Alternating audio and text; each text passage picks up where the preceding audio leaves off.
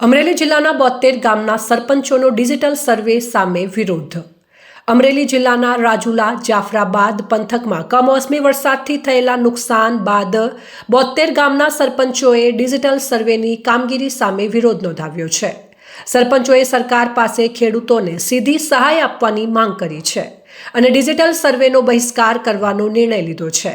આ વિસ્તારમાં ભારે કમોસમી વરસાદને કારણે ખેડૂતોને વ્યાપક નુકસાન થયું હતું. રાજ્ય સરકારે મંત્રીઓને અસરગ્રસ્ત વિસ્તારોની મુલાકાત લઈ સમીક્ષા કરવા અને રિપોર્ટ આપવા સૂચના આપી હતી. ત્યારબાદ રાજ્ય સરકારે સહાય માટે ડિજિટલ સર્વે કરવાની સૂચના આપી, જેના કારણે ગ્રામ્ય વિસ્તારોમાં વિરોધ વધ્યો.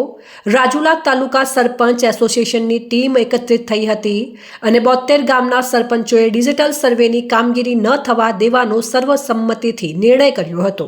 સરપંચોનો આક્ષેપ છે કે ડિજિટલ સર્વેના કારણે અનેક ખેડૂતો સહાયથી વંચિત રહી જાય છે. આ મામલે તાલુકા સરપંચ એસોસિએશન સહિતના સરપંચો દ્વારા તાલુકા પંચાયતમાં તાલુકા વિકાસ અધિકારીને રજૂઆત કરવામાં આવી છે.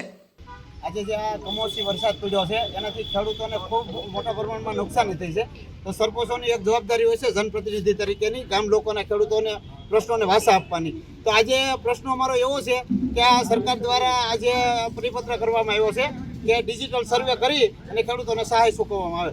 પણ હર વખતે ડિજિટલ સર્વે થાય છે એમાં ક્યાંક ને ક્યાંક ઘણા ખેડૂતોને અન્યાય થતો હોય છે ને જે લોકો સહાય, અમુક લોકો સહાયથી વંચિત રહી જતા હોય છે. તો અમારા આ વખતે 72 ગામના સરપંચોએ નક્કી કર્યું છે કે આ કોઈ સર્વે કરવાની જરૂરિયાત નથી. લોકોએ અને જોયેલું છે કે આટલા દિવસથી વરસાદ પડે છે ને બધા પાકોને ફેલ થયા છે અને નુકસાન ખૂબ પ્રમાણમાં થયું છે. તો સરકાર જે મોટું મન રાખીને તમામ ખેડૂતોને સહાય આપે એવી અમારી માંગણી છે. સર્વેનું અને કોઈ ડિજિટલ સર્વેનું કરવાનું કામગીરી છે એ હાલ તો સ્થગિત કરી અને સરકાર ડાયરેક્ટ ખેડૂતોના ખાતામાં પેકેજ જાહેર કરીને એને સહાય સીધી ખેડૂતોને આપે એવી અમારી માંગણી છે.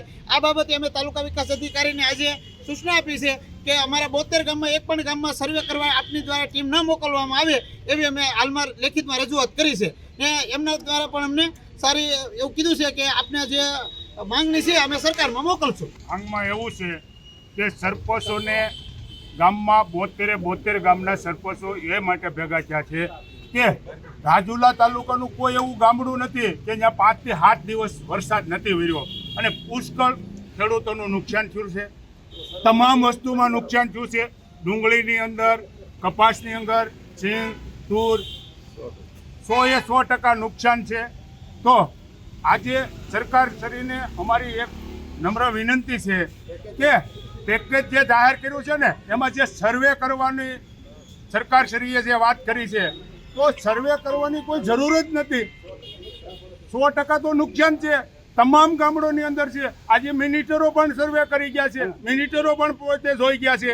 તો આનું મહત્વ એવું છે કે ગામડાની અંદર કોઈ પણ ગામમાં સરપંચ હોય છે તો સરપંચની પણ જવાબદારી હોય છે. તો સરપંચની જવાબદારીમાં એવું બને છે કે 7 દિવસની અંદર સર્વે કરવામાં આવે છે.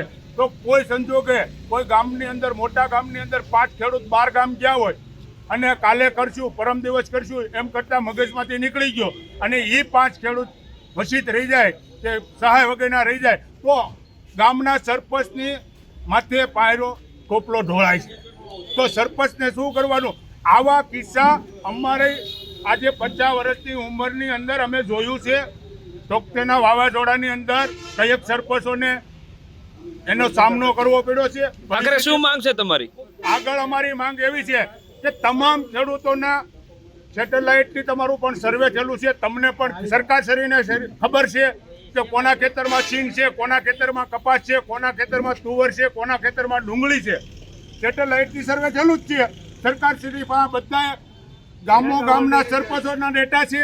બધા ખેડૂતોની યાદી પણ બધી વસ્તુની જરૂર છે. નુકસાનીની કોઈ સર્વે કરવાની કોઈ જરૂર નથી. જેની ફૂલની તો ફૂલની પાકડી જે સરકારશ્રીને યોગ્ય લાગે એ ખેડૂતોને બધાને 72 ગામના ખેડૂતોને તમામને એનો લાભ મળે અને એની નુકસાનીનો એને ફૂલની તો ફૂલની પાકડી આપે એવી અમારી માંગ છે. જય હિન્દ, જય ભારત.